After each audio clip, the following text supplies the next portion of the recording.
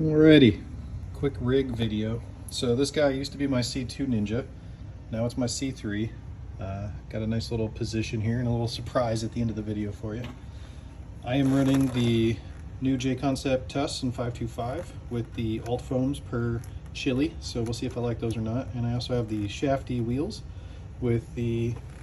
Will you stop it? My cat just knocked over my light. Oh, Panda, you are a terrorist. Alright, so corrupt disc drum brake pad in there for some scale points.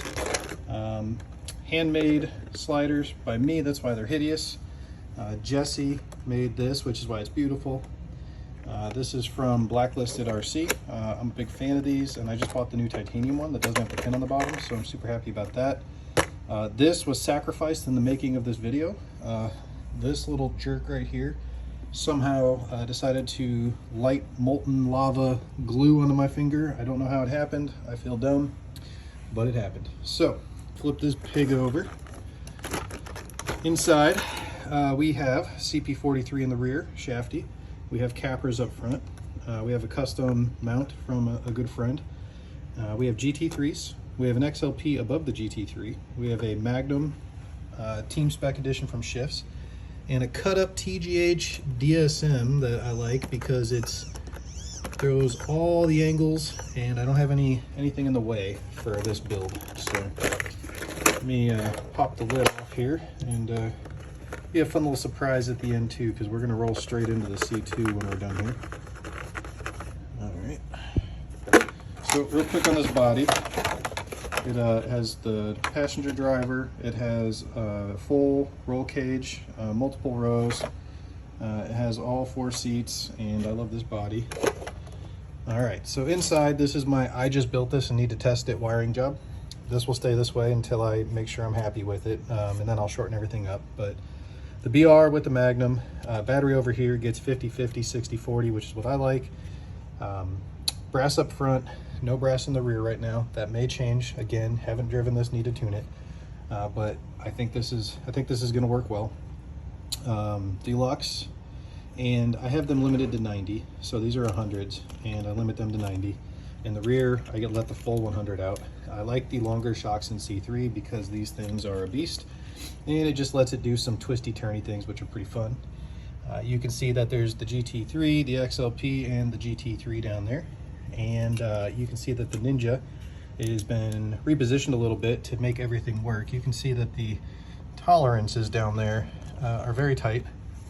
The only thing I'm not sure about is I've got this set up right here, and it should hold, but you can see that that drive shaft there does kind of leave the cup at extreme angles, but it's so small that I can't cut a deluxe one up, and it's just far enough away that that one is just a little too small, but might work. So what we're gonna do is do some custom maintenance here. If this doesn't work the way I want it to, I'll chop this down and make my deluxe one work by chopping up that into the smallest little thing, which you'll see in my Ninja. But yeah, this is the C3. Plop this on, and it's pointed out. And I have these foam in here to block all the rules, so that you can't see this, and it's lightweight, and I like the camo with the green. So if I test out that hook and I set that on the floor, let me grab my Super Ninja, which you've seen before. All right, so here's the Super Ninja. Now with rust, thanks to the muddy rain comp that we were at, I will have to clean it a little more, my poor baby, but I do love this truck. It's my favorite one I've made so far. This is also a Ninja, and you can see that this one's running brushless. So with brushless, I can do a completely different setup, and I have a very, very nice setup for the top shaft there. I have everything weight-wise where I want it. I will not be taking out my Ford motor mount or anything like that. Again, same foam, same sliders I made. You can see that there's some custom all thread there, just like there was in the other vehicle. Grab that as a matter of fact. So the throw arms are all thread on the C3 to get the right length. This little Three Brothers censored motor. It's the first outrunner I've ever liked, so kudos to you, Tom. GT3, and I have velvets all the way around in this guy. 80 millimeter velvet. So you'll see they're not limited because they're just perfect as is.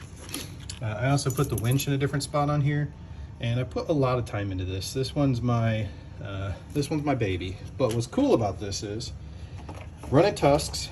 I'm running Three Brothers anti-foams in the front, and the rears are heavyweight CI 475 with 4.5 with tuning ring, and then the Deuce outers 5.5 to 6 with tuning ring in the rear, and they're vented. Everything I do is vented.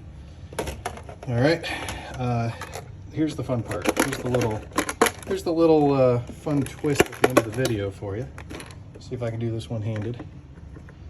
So in the effort to being the laziest dude on the planet and not wanting to have to point out two rigs, I set up both rigs to work with the same body.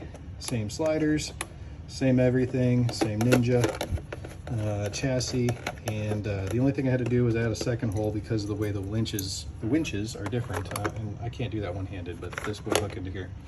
So there you go. I have a C2 and a C3. They're both sharing the same body. They're both pointed out. They're both going to kind of feel the same when I drive them, minus rear steer. And that's going to help me be a little more accurate with stuff. The big difference is going to be the electronics, but if you look, I run a longer wheelbase in C2, so my C3 is not much longer. But yeah, Ninjas for life. I'll go ahead and say it. I think the very forward skid might be a fad. So I'm going to stay center skid. Y'all do you.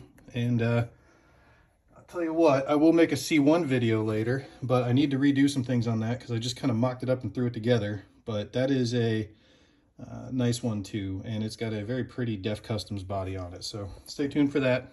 Thanks, folks.